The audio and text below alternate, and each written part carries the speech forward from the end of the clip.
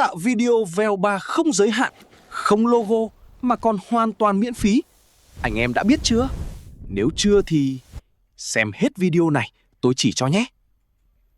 Đầu tiên, anh em vào website này, nhập prompt vào. Sau đó, chỉ cần đợi khoảng 30 đến 45 giây là bạn đã có ngay một video VEO3 mà không cần mua tài khoản Pro hay Ultra nữa. Ngoài ra, website này còn có thể tạo ảnh không giới hạn với Nano Banana Pro nữa nhé. Ai cần thì comment tôi cần bên dưới, tôi sẽ chia sẻ link cho anh em. Ngoài ra, nếu muốn tạo hàng loạt video thì có thể inbox tôi để mua tool tạo video VEO3 hàng loạt nhé.